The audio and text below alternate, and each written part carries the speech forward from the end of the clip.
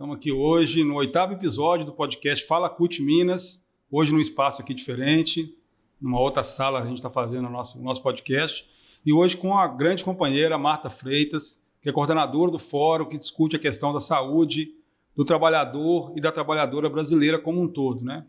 E a Marta tem muita informação para passar para a gente sobre como anda a saúde física e mental, né, Marta, da classe trabalhadora, né? Como é que anda tudo isso aqui no Brasil, em Minas Gerais e no mundo como um todo. Obrigado por ter vindo, Marta. Eu que agradeço o convite da CUT, né, da importante central sindical, para a gente poder falar nessa semana em que paramos um pouco para refletir sobre as condições de trabalho e também, né, lembrar das vítimas de acidentes do trabalho causada, né, no país e no mundo todo. Sim, Marta. Marta, só para o pessoal nos conhecer, que aqui o podcast é uma ferramenta que nós estamos testando aí, para ver se dialoga também com a galera, com a juventude. Quem é Marta Freitas? Como você está no movimento? De onde vem? O pessoal te conhecer. Eu atuo, né, já há alguns anos junto ao movimento sindical na discussão de saúde do trabalhador. Eu sou uma militante de saúde do trabalhador. E já até algum tempo, né, coordeno hoje o Fórum Sindical e Popular de Saúde e Segurança do Trabalhador e da Trabalhadora de Minas Gerais, que é um fórum criado pelas centrais sindicais já há mais de uma década, onde a gente vem discutindo e propondo melhorias nas condições de trabalho, novas ações. Infelizmente, a gente tem hoje muito mais correndo atrás das condições, das precárias condições, em especial Minas Gerais, a gente tem corrido muito atrás. E, nesse momento, a saúde do trabalhador, mais do que nunca, está em risco em função desse desgoverno que a gente vivencia hoje. É muita luta, né, Marta? Muita coisa para fazer. Ô, Marta, conta para a gente, agora 28 de abril, né, tem o Dia Mundial em memória às vítimas de acidente de trabalho, né? Uma data mundial, né? Como surgiu o 28? Como é que é feito aqui no Brasil, né? Eu sei que a gente faz várias manifestações no dia, vários debates, não é isso? O 28 de abril ele surge, né, e para nós mineiros ele tem um significado muito importante, ele surge em função de um grande acidente de trabalho, de um acidente ampliado do trabalho numa nos Estados Unidos na década de 60. Morreram 78 trabalhadores nessa explosão que ocorreu numa mina nos Estados Unidos. E a partir daí o movimento sindical canadense, depois os americanos e outros começam a marcar esse dia como um dia de protesto, mas também um dia de luta por melhoria das condições de trabalho. Em 2003, a Organização Internacional do Trabalho coloca o 28 de abril no calendário, né, das atividades do trabalho, e o Brasil, apesar de começar também a fazer atos e reflexões no 28 de abril, oficialmente foi em 2005 que o Brasil reconhece o 28 de abril como um dia em memória das vítimas de acidente do trabalho. Então, é um marco não só de referenciar essas vítimas do trabalho, mas também de um compromisso de todos nós, em especial o movimento sindical, o movimento dos trabalhadores, para a melhoria dos ambientes de trabalho, para que o trabalho não seja um meio de morte, sim de vida. Porque você fala de melhoria, né? Eu lembro que a gente fazia muito debate quando eu era coordenador do Sindialeto, né, Marta? Da CEMIG, né? CEMIG com muito acidente de trabalho, muita mutilação de trabalhadores, né? E também se discutia a questão de ergonomia, né? As condições de trabalho, as jornadas, né, Marta? Que hoje meio que sumiu do debate, né? Hoje a gente vê a galera aí, principalmente de aplicativos, né? Do trabalho informal, trabalhando 16, 18 horas por dia. Isso durante um período na saúde da pessoa vai ter um problema lá na frente, né, Marta? E isso esse dado, a questão da jornada de trabalho, a Organização Mundial de Saúde e a OIT, a Organização Internacional do Trabalho, encerrou um estudo, agora terminou um estudo, mostrando que morrem no mundo cerca de 2 milhões de pessoas, sendo que fora mais de 300 milhões que adoecem. E são levantados 19 fatores, mas um fator que nos interessa muito de perto é a jornada excessiva de trabalho. Então, nós temos os trabalhadores de aplicativos, os trabalhadores do transporte de maneira geral, né, trabalhando mais de 8 horas, o pessoal da área de saúde, 12 horas, plantões de 24 horas. E, no caso aqui, em Minas Gerais, por essa característica de mineração, a maioria das mineradoras, não só em Minas, mas no Brasil, mas em Minas praticamente está consolidado, jornadas que eram de 6 ou 8 horas passaram para 12. A questão hoje, a jornada excessiva de trabalho é um fator de adoecimento muito grande, né, e reconhecido, inclusive, a nível internacional. Ele é um fator de adoecimento mental. Além do adoecimento físico, do desgaste, ele é um fator de adoecimento mental. Isso é importante a galera ouvir, gente, que nós estávamos até pouco tempo agora atrás, né, Marta, discutindo reduzir a nossa jornada de trabalho, que a gente consegue produzir num período menor, a mesma produção que se faz em 8 horas, conseguiria fazer em 6 horas, por exemplo. A gente tem direito ao ócio, né, ao descanso, ao lazer, a estudar, fazer o que eu quiser fazer da minha vida, além do trabalho, né? E hoje que a gente está vendo que o pessoal está vivendo só do trabalho, né, Marta? E isso vai trazer problema futuro, né? Não adianta achar que hoje eu estou jovem, eu consigo, mas o tempo passa muito rápido, né? Ainda tem a questão da assistência, né? Muita gente não está nem pagando a Previdência mais do INSS. Né? Nós temos 2 questões aí, né? Primeiro, a questão do adoecimento mental, que a pandemia ela não trouxe esse adoecimento, ela agravou esse adoecimento. A questão da depressão já era um fator de adoecimento grave no Brasil, no mundo todo, mas no Brasil muito mais intenso. E com a reforma trabalhista, as mudanças, a retirada de direitos, a precarização das condições de trabalho, esse adoecimento aumentou. O Brasil, né, reconheceu a questão do burnout, que é a doença do esgotamento físico e mental, né, dos trabalhadores, principalmente aqueles que têm como atividade profissional o cuidar do outro. Então, é o pessoal da educação, o pessoal de prestação de serviço, como os eletricitários, o pessoal de saneamento, o pessoal do transporte, policiais. Então, esse burnout leva, inclusive, a um adoecimento, um processo de adoecimento muito grave e que, se não cuidado, não tratado a tempo, ou seja, não mudar as condições de trabalho, pode levar a suicídio. E a gente tem vários registros hoje, né? O suicídio foi, inclusive, uma marca dessa pandemia que aumentou muito em várias categorias. Esse adoecimento mental hoje é uma preocupação muito grande e a dificuldade, inclusive, de conseguir reconhecer isso como algo relacionado ao trabalho para mudar os ambientes de trabalho. E tem um preconceito muito grande com relação a isso, né, Marta? Da própria saúde mental. Né? É difícil você ter que o patrão lá entenda que tem um adoecimento mental que pode, inclusive, chegar ao suicídio. Tem sinais, né, Marta? As pessoas dão sinais quando estão com adoecimento mental, né, com probabilidade de suicídio, né? O patrão, eu diria que alguns têm dificuldade de reconhecer, mas alguns, principalmente as grandes organizações, usa a pressão mental, a pressão no trabalho como uma ferramenta de produção.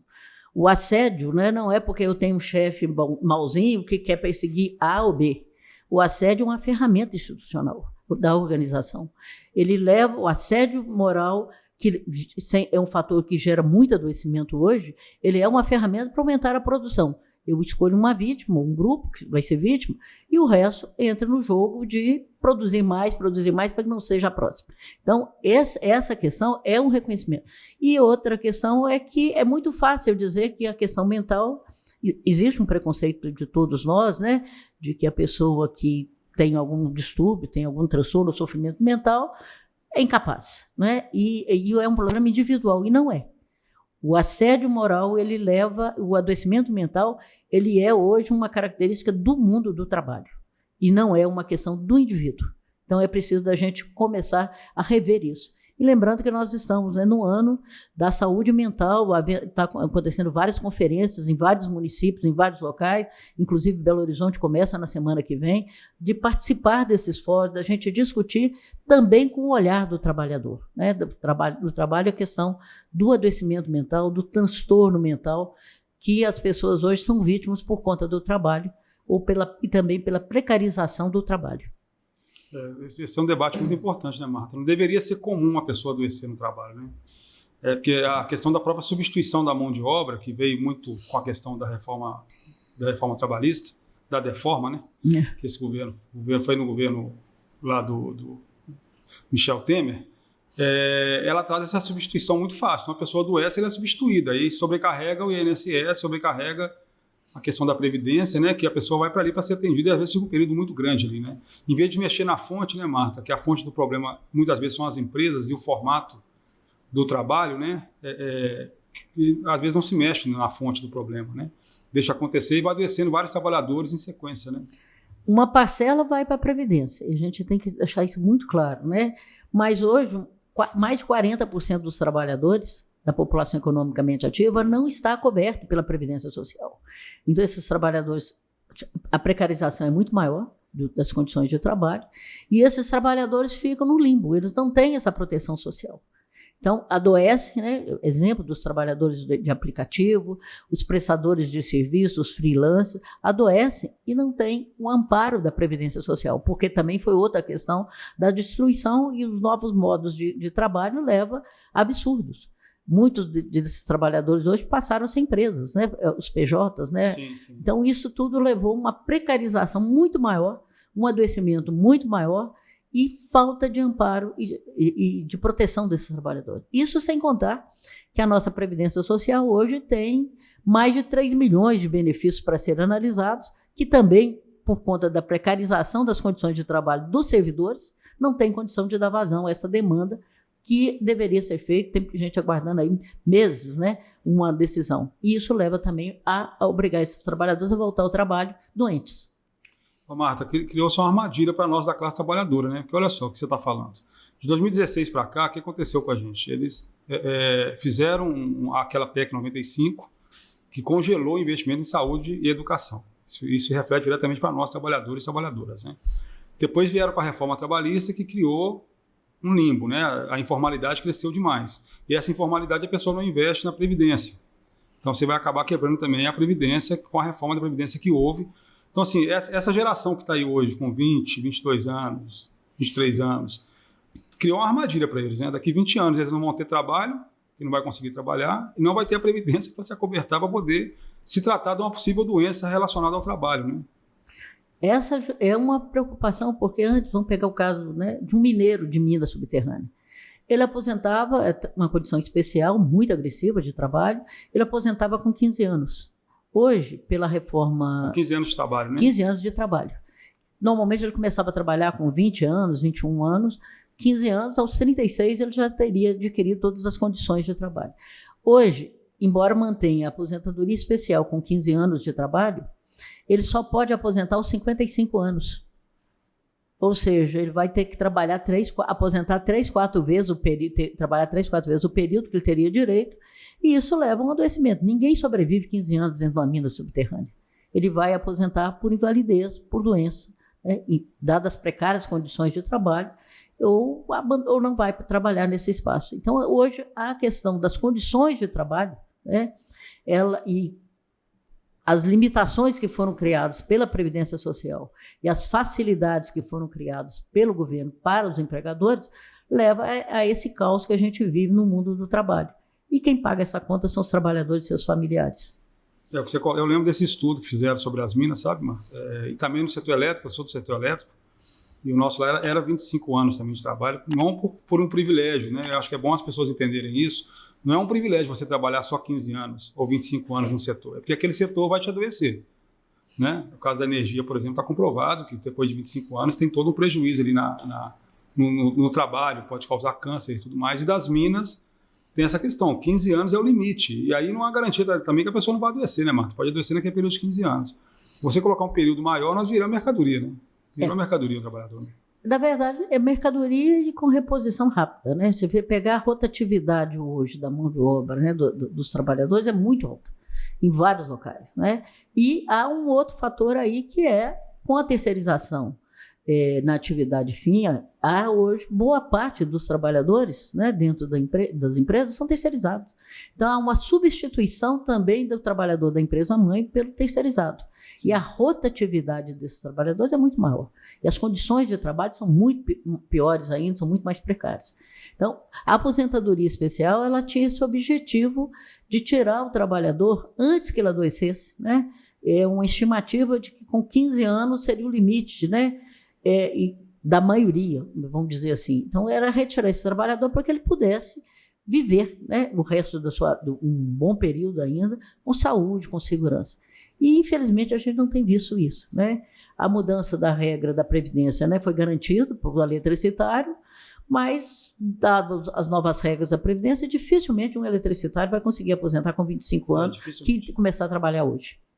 Dificilmente consegue sim, Marta. Dificilmente. Então, Marta, o que me espanta é isso, né? Houve você que é da área, você conhece bem, podia colocar para a gente, houve todo um estudo, né, de um período grande sobre as condições de trabalho, sobre jornada, né, Marta, do descanso, né, obrigatório, que hoje também está Tá meio que morreu essa questão do descanso, né? A pessoa trabalha até meia-noite, volta a trabalhar às 5 horas da manhã e acha que está normal aquilo, né? Você tem um período de descanso ali para o seu corpo conseguir recompor, não é isso? Você tem as folgas que alguns setores, igual quem trabalha, por exemplo, em escala de revezamento, com os horários diferenciados, trabalha de manhã, trabalha à tarde, trabalha de madrugada, ele tem uma folga maior, ou deveria ter, né? Para o organismo conseguir se recompor daquilo ali, né? Durante os anos que ele está passando, né? E a gente não está vendo isso mais hoje, né, Marta? Hoje... Não. Há um outro dado que pouca gente começou a falar, que nós vivenciamos na pandemia, e é um processo que veio para ficar, que é o trabalho em casa, o trabalho home office. E isso, essas pessoas que tinham uma jornada de 8 horas de trabalho, trabalharam 12, 15 ou mais na pandemia. E muitos, né, não vão voltar. Né? E a empresa descobriu que essa mão de obra, que esse grupo de trabalhadores, principalmente o pessoal mais técnico, pode trabalhar mais. E isso significa, inclusive, redução no número de postos de trabalho. Essa é uma das questões. A outra questão é o impacto dessas longas jornadas de trabalho no convívio familiar, no convívio social desse trabalhador. Ele começa, casa-trabalho, trabalho-casa, ele perde o contato com o mundo. Sim. Então, isso leva também é uma das causas do adoecimento mental, do desgaste mental, do adoecimento mental. Então, nós temos que pensar aí, né, a luta nossa, né, do movimento sindical era a jornada de 40 horas, na Constituição ganhamos 44, mas hoje tem muita gente trabalhando muito mais do que isso, né? Então a gente precisa repensar aí, botar na pauta a redução da jornada de trabalho, a mudança, na verdade, das regras, das mudanças aí da reforma trabalhista, né? Já está acontecendo em alguns países, como Espanha, mas no Brasil a questão é muito mais grave. E o impacto disso na área da saúde do trabalhador leva assim, para a gente pensar o quanto que essa precarização do trabalho, a terceirização, a uberização, a pejotização gerou. O Brasil, historicamente, foi o 4º país em acidente e doença do trabalho. Nós somos hoje o 2º. Segundo? Entre os 20 maiores países, né, os 20 países, o G20, o Brasil é o 2º em morte. Antes era a cada 4 horas, 5 horas, morria um trabalhador no Brasil. Hoje, menos de 4 horas, morre um trabalhador. A cada 15 segundos, a cada 51 segundos, aliás, um trabalhador brasileiro se acidenta ou adoece. Então, e nós estamos falando de trabalhadores previdenciários, que estão sendo segurados pela Previdência. Os outros, né, a gente nem sabe. E que a gente tem certeza, a única coisa que a gente tem certeza é que as condições de trabalho deles são muito piores. Então, esse número é muito, muito maior em termos de morte. E de 2020 para 2021, houve um aumento de 30% de acidentes e mortes no Brasil. Então, a situação vem agravando ano a ano e que a gente precisa repensar aí o que fazer. Nossa, Marta, então nós estamos voltando à época da ditadura militar, né? Que nessa época tinha muito acidente, né? Eles escondiam muito, mas tinha muito acidente de trabalho. A gente conseguiu um período aí que conseguiu melhorar um pouco, mas voltamos aí para esse mapa de novo. E é um assunto pouco debatido na sociedade, né, Marta? Pouco debatido. Né? De 1970, quando o Brasil foi, além de campeão mundial de futebol, também foi considerado campeão mundial de acidente de trabalho no mundo, até 2020, morreu no Brasil, vítimas de acidente de trabalho, 177 mil trabalhadores. E isso não é falado. Né? A gente morre trabalhadores, né? E a gente não vê, né? A não ser como caso, né? Por exemplo, lá de grandes acidentes, como foi o caso de Mariana, o caso de Brumadinho, onde morreu 270 pessoas, né? Sendo que a maioria eram trabalhadores que estavam dentro da mina. E reforçando o que você falou, Jairo, essa questão de que nós estamos voltando aos velhos tempos. Em 1999, foi feita uma revisão da norma regulamentadora da mineração e a taxa de mortalidade era de 55 para cada 100 mil trabalhadores. Muito alto.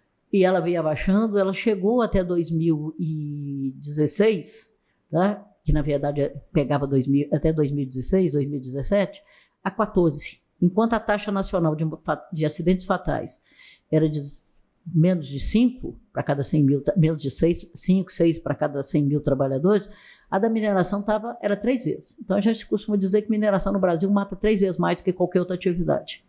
E tirando 2019, que é um dado bem diferenciado por conta dos trabalhadores, né, terceirizados, que estavam dentro da mina, os trabalhadores da Vale, e os que estavam trabalhando fora da mina, que morreram, né? A maioria das pessoas que morreram em Brumadinho estavam trabalhando. E isso hoje nós voltamos ao patamar de 1999. Morre hoje, né, a taxa de mortalidade para cada 100 mil trabalhadores da mineração, morre quase 60 trabalhadores, enquanto que a taxa nacional é de 6 trabalhadores para cada 100 mil. Então, a mineração hoje mata 10 vezes mais do que qualquer outra atividade no Brasil. Então, e isso eu estou falando da mineração, mas se a gente fizesse esse estudo para outros grupos, outras categorias, outras áreas, a gente vai ver que esse número está crescendo, principalmente naquelas atividades que foram consideradas essenciais, que nem sempre eram essenciais, apenas eram essenciais para garantir o lucro, como foi o caso da mineração, o caso dos frigoríficos, né, e não foi para garantir a vida e a proteção da população, garantir os bens para a população durante a pandemia. Isso no trabalho formalizado, né, Marta? A gente não sabe como é que está a informalidade, né? Quantidade de pessoas trabalhando de moto, né? Essas questões todas. Marta, eu queria que você debatesse um pouquinho. A gente vive no trabalho formal, você está falando, o número de mortes em mineração é altíssimo, né?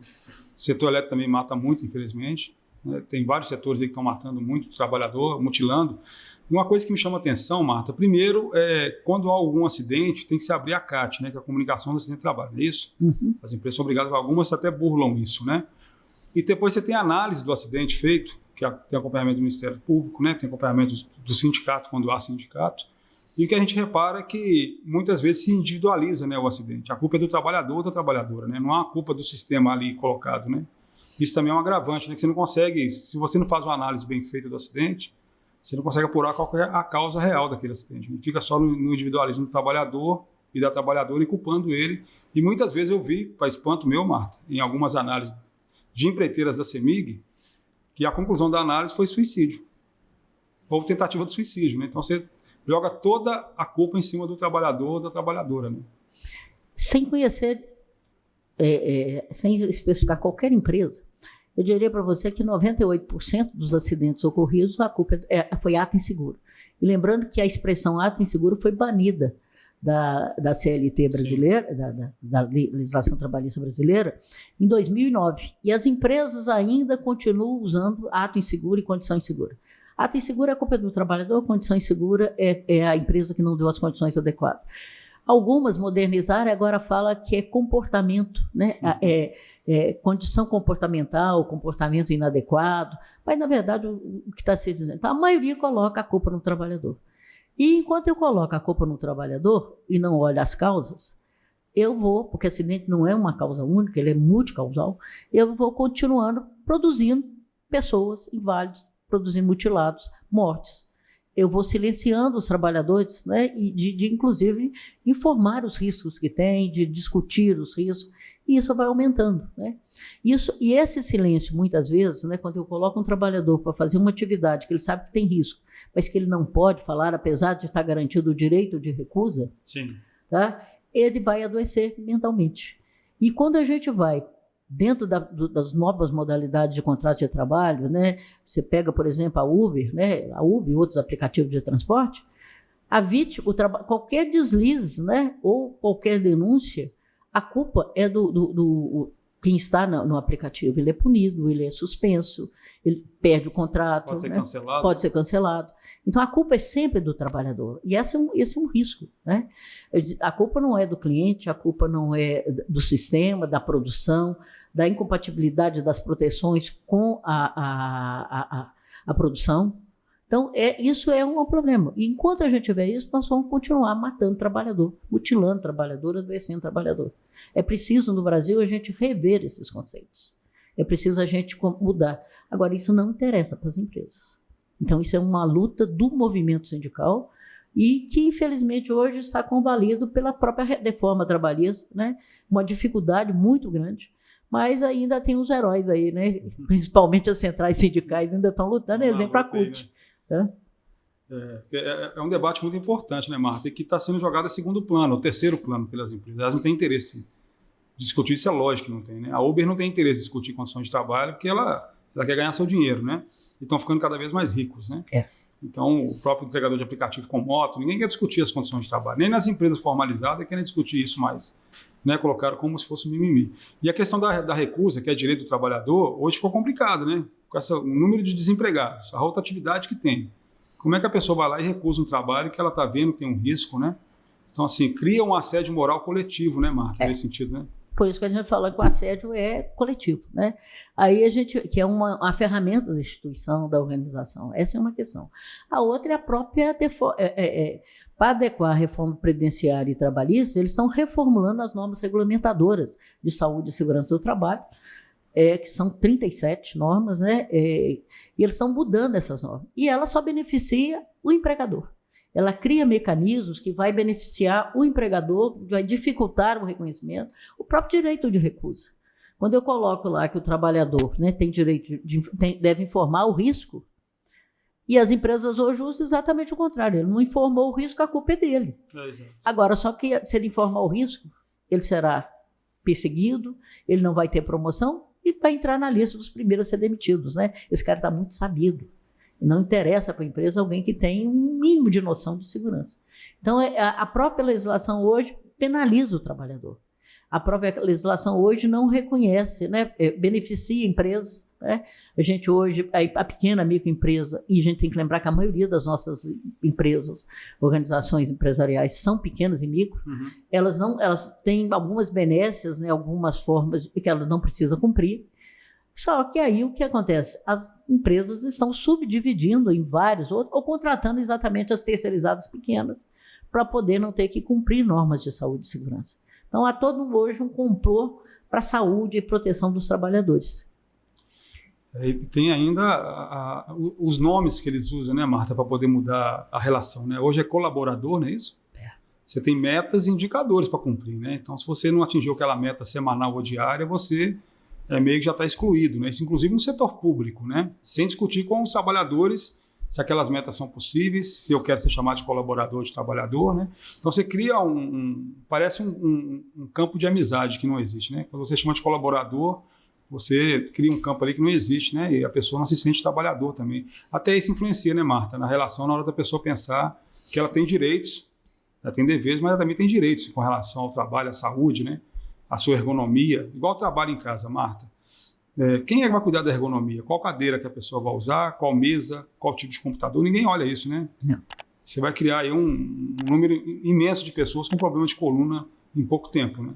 E a gente tem que lembrar que o adoecimento, né, as lesões da coluna, ela pega diversas categorias, diversas atividades geram lesões na coluna. A gente pega o caso dos eletricitários, pega os bancários, então você vê assim, um leque, né, um mineiro, um metalúrgico, então você vê que é um leque muito grande de trabalhadores que sofrem lesões na coluna e de difícil comprovação de reconhecimento pela própria Previdência, fora os outros, né, que estão fora do sistema previdenciário.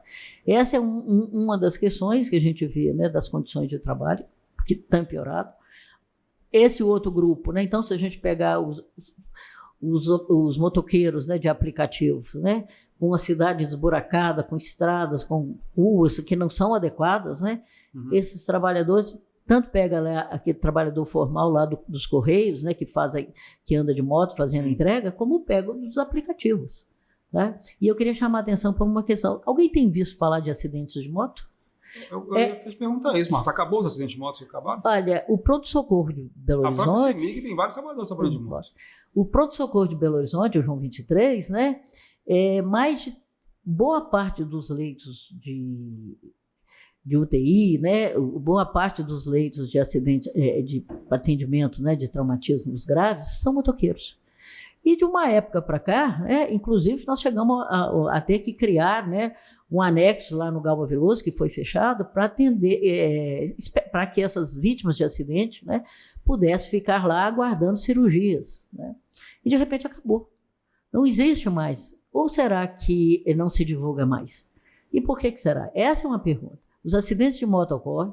Diariamente a gente vê vários trabalhadores, pessoas, né, sendo vítimas, né, porque estavam numa via e é um acidente com moto. Sim. E isso não tem aparecido. Né? E fora a questão da própria socorro, SAMU, a superlotação das nossas áreas de saúde, inclusive durante a pandemia, e não tem aparecido. Por que será? Essa é a pergunta que a gente deixa. Né?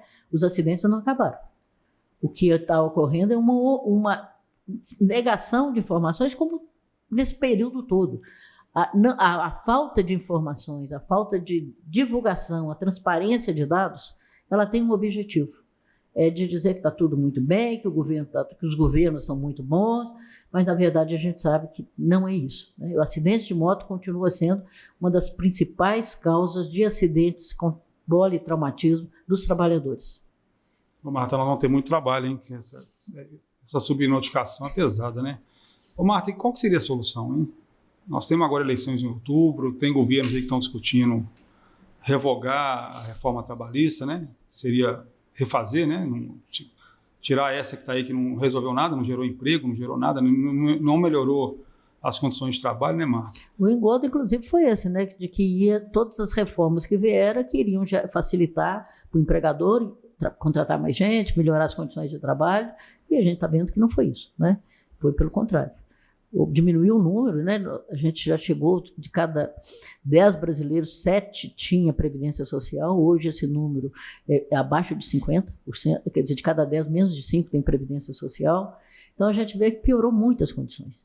É preciso, primeiro, fortalecer. O Brasil chegou de ser um país que não tem um Ministério da Previdência, que foi extinto no governo Temer, foi extinto o Ministério do Trabalho, agora voltou a existir o Ministério do Trabalho e Previdência, mas não porque acredita que ele vai cumprir e tem o seu papel que é importante, mas apenas para poder acomodar cargos, né? Grupos políticos, e também para poder aumentar e acelerar o desmonte da legislação, né? De todo o aparato trabalhista e previdenciário. Então, essa é uma questão. Então, uma das questões que está muito bem colocado, né, na proposta das centrais sindicais no CONCLAT é a reestruturação do Ministério do Trabalho, de outros órgãos, né, Previdência Social, do SUS, para a questão da saúde do trabalhador. A saúde do trabalhador é uma tríade: trabalho, previdência e saúde.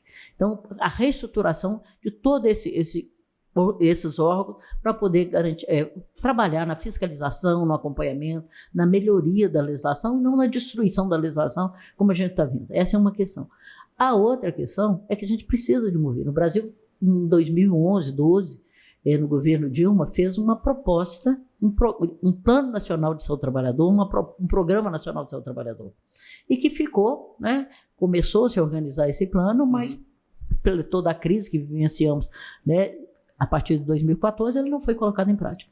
Nós precisamos refazer esse plano, atualizar esse plano e o Brasil precisa de uma política de saúde do trabalhador. Isso é um governo forte, um governo comprometido com os trabalhadores, com a sociedade brasileira, é que vai colocar isso. E dentro desse programa tem um grupo muito especial que precisa ser olhado. Agora, antes tinha um, agora tem 2. Nós precisamos olhar primeiro, né, o grupo, né, de trabalhadores, de servidores públicos, que são normalmente desprotegidos. O servidor público só faz exame no dia que ele entra, quando ele passa no concurso e vai ser nomeado. Depois disso, ninguém sabe como anda a saúde dele, só descobre quando ele está doente e ele aposenta por invalidez. E hoje a gente tem que pensar também nessa parcela imensa de trabalhadores informais, trabalhadores que estão aí, né, que é quase 50% da mão de obra brasileira. E a gente precisa pensar também em mudar essa legislação, né, pensando aí de melhorar as condições de atendimento, de registro e de proteção dos trabalhadores. Essas são questões que têm que estar na pauta dessa política.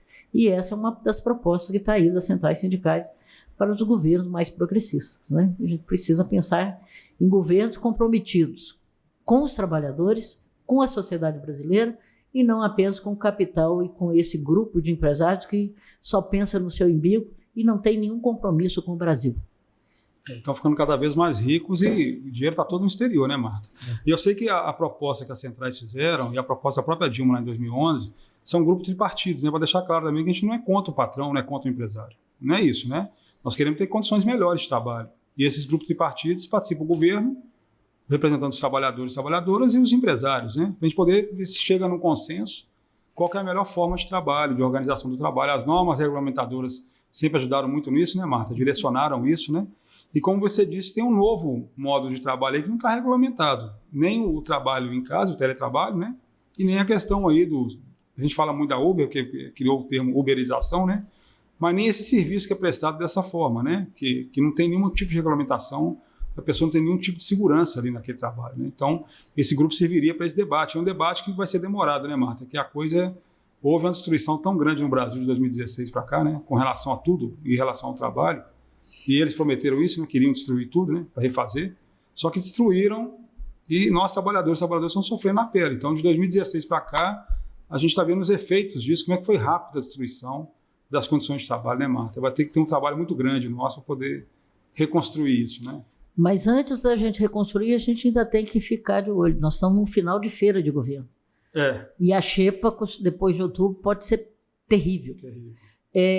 Foi montado um grupo de especialistas, não vou lembrar o nome aqui desse grupo, com grandes estudiosos da questão do trabalho, uma pró-empresa, com as confederações empresariais, com ministros, né, dos tribunais do trabalho, um grupo, né, que inclusive participou da destruição da legislação trabalhista e que está fazendo uma proposta muito pior ainda. Tá? É o mesmo grupo que defendeu e que colocou na lei que para o trabalhador ir para a justiça tem que pagar, é o mesmo grupo que cria, né, a questão do acordado vale mais do que o legislado. E esse grupo conseguiu fazer, né, dividiu em 3 grupos, grandes grupos de trabalho, e a proposta deles é algo assustador. Então a gente tem que ficar de olho para que não piore o que já está ruim. E a gente tentar aí levantar, né, propostas para melhoria no ambiente de condições de trabalho. A questão resumindo, a gente só vai conseguir melhorar as condições de trabalho, proteger a saúde e a vida dos trabalhadores se a gente tiver uma grande reforma trabalhista. E ela pode e deve ser com a participação tripartite de governo, trabalhadores e empresários, mas dentro do consenso, dentro da negociação. E hoje não há esse consenso, vale a maioria. Essa é uma das... O tripartismo continua, mas o que vale é a maioria, e tudo tolhido para que o movimento sindical, os representantes dos trabalhadores, pouco participam, não tenham condição de participar. E aí vale o que a maioria aprova, e a gente sabe que o governo e a bancada empresarial aprova o que eles estão fazendo, né? Eles querem adequar o que tem hoje de saúde do trabalhador aquilo que foi proposto na reforma trabalhista e previdenciária. Ou seja, trabalhador é mercadoria, trabalhador é descartável. Virou um ser descartável, né, Marta? Então vamos ter muito trabalho com isso. Ficar atento no que você está falando aí, que pode vir alguma coisa no final do governo. Isso é preocupante, tanto do governo de Minas quanto do governo federal, né? A gente ficar bem atento com isso aí, né, para poder estar marcando o ponto aí das centrais, e a Marta sempre contribuindo com a gente. Então, companheiro, nós estamos fazendo um debate aqui que é muito importante para todos nós, né? A gente fica pensando só no salário, né, Marta? E tem ainda aquela lógica que o governo Bolsonaro lançou, né? É melhor ter emprego do que ter direitos, né? E a galera está vendo que essa lógica não pega, é ruim, né? Que você trabalha demais, você vira um escravo, né? Que você trabalha 12, 16, 18 horas por dia só para sobreviver, só para ter o que comer, não tem nenhum lazer, que finalidade tem sua vida com isso, né? E a questão da saúde discute muito isso, né, Marta? Como é que é a questão do descanso, como é que é a questão do lazer que a pessoa tem que ter, né? Lançamos até o Vale Cultura, você lembra? Poder ter essa possibilidade da pessoa ler um livro, ir no teatro, que é importante isso, né? A pessoa dar uma desligada ali do mundo do trabalho. E hoje a gente não está vendo isso, né, Marta? Então todo o trabalho que você faz é importantíssimo nesse sentido também, né? Não só eu, né, mas o fórum, né? Nós temos aí vários militantes e que hoje, né, que vem, né, da CUT, vem da CTB, vem da UGT, da Nova Central, do Conlutas. Então são vários, né, militantes aí da saúde históricos que estão aí discutindo como contribuir para melhorar o ambiente de trabalho, né? A saúde, né, ela faz parte, né? A saúde e a proteção no trabalho, ela faz parte da vida do trabalhador. A gente precisa repensar uma reorganização desse mundo do trabalho, onde o trabalhador não seja mercadoria, não seja descartável. Essa é uma questão que a gente vê. É só olhar a rotatividade hoje, né? Isso nós estamos falando do trabalhador formal, mas o informal, a situação é muito pior. Há um outro grupo, né, que também não parou durante a pandemia, que é os trabalhadores rurais. A gente precisa ter um olhar muito especial para os trabalhadores rurais, principalmente depois da aprovação de mais de 600 agrovenenos, a maioria deles, inclusive, condenados e não mais usados no mundo inteiro. Então, hoje, e que estão sendo usados aí pelo agronegócio, né? E que muitas vezes o trabalhador da agricultura familiar não usa, mas ele é vizinho de uma grande plantação de soja, de milho, de outros grãos, e que está sendo contaminado também. Então, assim, a gente tem muito trabalho aí, refazer, né, toda essa história, né, de um novo mundo de trabalho, garantir um novo mundo de trabalho. Ô, Marta, para a gente ir finalizando aqui o nosso podcast, está muito legal o assunto, dá para ficar conversando a semana inteira, né, Marta? Que é um assunto muito rico, né? Eu gosto muito desse assunto, porque mexe com a vida das pessoas, com a qualidade de vida, com a saúde, né, Marta? E às vezes a pessoa só para pensar quando está doente, né? Ela não para pensar que tem todo um processo ali que vai fazer ela adoecer, que pode ser interrompido se fizer um bom debate sobre as condições de trabalho, fizer um bom debate sobre melhorias, né?